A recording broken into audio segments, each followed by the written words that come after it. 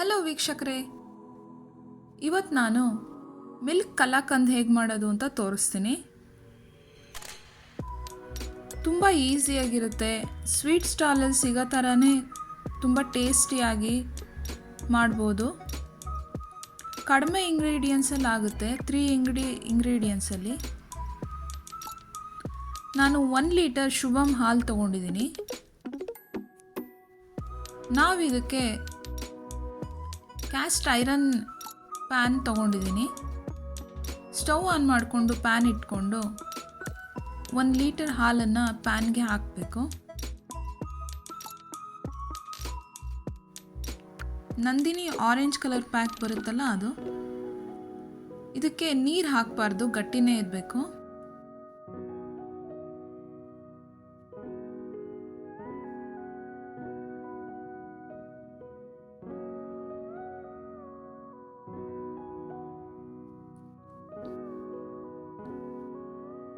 ಸ್ಟವ್ನ medium ಫ್ಲೇಮಲ್ಲೇ ಇಟ್ಕೊಂಡಿರಬೇಕು.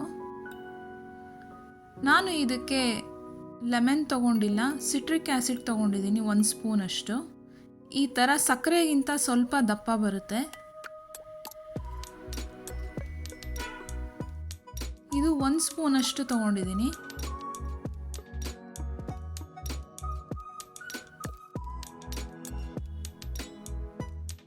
ಒಂದು litre ಹಾಲಿಗೆ ಇಷ್ಟು ಸಾಕಾಗುತ್ತೆ.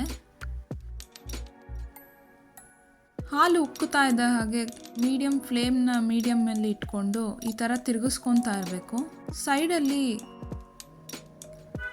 ಕೆನೆ ಬಂದಿರೋದನ್ನ ಈ ಥರ ತಳ್ಕೊತಾ ಇರಬೇಕು.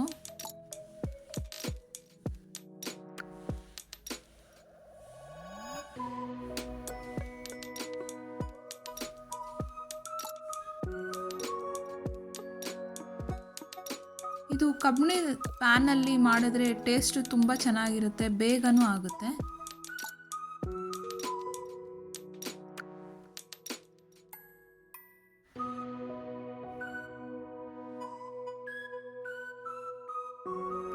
ಈ ಥರ ಸೈಡಲ್ಲಿ ಕೆನೆ ಬರೋದು ಎಲ್ಲನೂ ಈ ಥರ ತಳ್ಕೊತಾ ಇರಬೇಕು.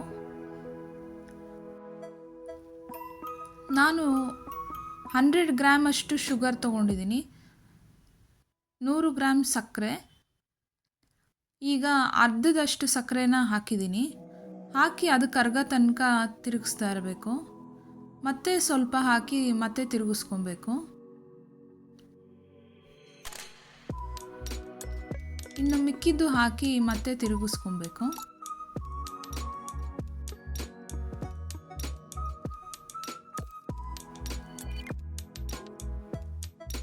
ಇದು ಮುಗಿಯೋ ತನಕ ನಾವು ಅದನ್ನು ಸ್ವಲ್ಪ ತಿರುಗಿಸ್ಕೊತಾನೆ ಇರಬೇಕು.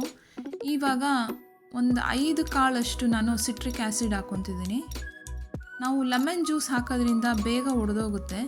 ಸಿಟ್ರಿಕ್ ಆ್ಯಸಿಡ್ ಹಾಕೋದ್ರಿಂದ ಆ ಥರ ಆಗಲ್ಲ, ಹಾಲು ಒಡೆಯಲ್ಲ. ಶಾಯಿಂದನೇ ಕೆನೆಯಿಂದನೇ ಸ್ವೀಟ್ ಆಗುತ್ತೆ. ಈ ಥರ ಎಲ್ಲ ಒಳಗಡೆ ತಳ್ಕೊತಾ ಇರಬೇಕು.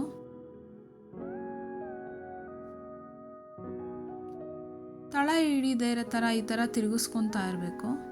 ಮತ್ತೆ 5 ಕಾಳಷ್ಟು ನಾನು ಸಿಟ್ರಿಕ್ ಆ್ಯಸಿಡ್ ಹಾಕಿದ್ದೀನಿ. ನೋಡಿ, ಹಾಲು ಒಡೆದಿಲ್ಲ.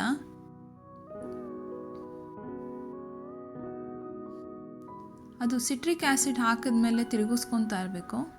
ಇದೇ ಥರ 5 ಸರಿ ಹಾಕ್ಕೊಬೇಕು.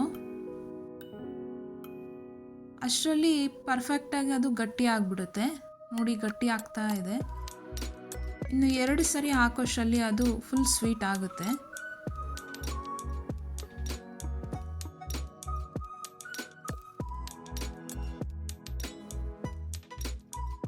ಕಾಲು ಸ್ಪೂನ್ ಅಷ್ಟು ಏಲಕ್ಕಿ ಪೌಡ್ರ್ ಹಾಕಿದ್ದೀನಿ.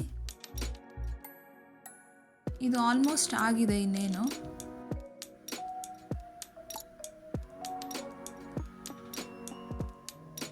ಈಗ ರೆಡಿ ಆಗಿದೆ. ನಾವು ಗ್ರೇಸ್ ಮಾಡಿ ಇಟ್ಕೊಂಡಿದ್ದ ಗೀ ಹಾಕಿ ಗ್ರೇಸ್ ಮಾಡಿ ಇಟ್ಕೊಂಡಿದ್ದ ಪ್ಲೇಟ್ಗೆ ಇದನ್ನು ನಾವು ಹಾಕಬೇಕು. ಹಾಕಿ ಸೆಟ್ ಮಾಡ್ಕೊಬೇಕು ಬಿಸಿ ಇರಬೇಕಾದ್ರೇ. ನೀವು ಬೇಕಿದ್ರೆ ಸೆಟ್ ಮಾಡ್ಕೊಬೋದು, ಇಲ್ಲ ಅಂದರೆ ಹಾಗೆ ಒಂದು ಕಪ್ಪಲ್ಲಿ ಹಾಕ್ಕೊಂಡು ತಿಂದರೂ ಚೆನ್ನಾಗಿರುತ್ತೆ. ಇದಕ್ಕೆ ಡ್ರೈ ನಟ್ಸ್ ಹಾಕಿದ್ರೆ ತುಂಬ ಚೆನ್ನಾಗಿರುತ್ತೆ.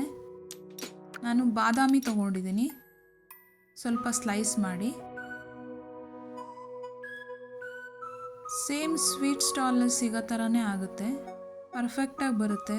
ಟೇಸ್ಟು ತುಂಬ ಚೆನ್ನಾಗಿರುತ್ತೆ, ಮಕ್ಳಿಗೆ ತುಂಬ ಇಷ್ಟ ಆಗುತ್ತೆ. ಈಗ ಕಲಾಕಂದ್ ರೆಡಿ ಆಗಿದೆ. ಸ್ವಲ್ಪ ತಣ್ಣಗಾದಮೇಲೆ ಇದನ್ನು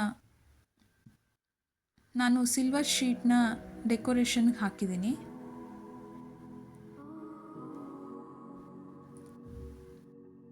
ನಾನು ಬಾದಾಮಿ ಸ್ಲೈಸನ್ನು ಹಾಕಿ ಈ ಥರ ಸೆಟ್ ಮಾಡಿಕೊಂಡು ಕಟ್ ಮಾಡ್ಕೊತೀನಿ. ಈಗ ಕಲಾಕಂದ್ ಟೇಸ್ಟಿ ಕಲಾಕಂದ್ ರೆಡಿ ಆಗಿದೆ. ನಾನು ಮಾಡಿರೋದು ನಿಮ್ಗೆ ಇಷ್ಟ ಆದರೆ ಲೈಕ್ ಮಾಡಿ, ಸಬ್ಸ್ಕ್ರೈಬ್ ಮಾಡಿ. Thank you for watching.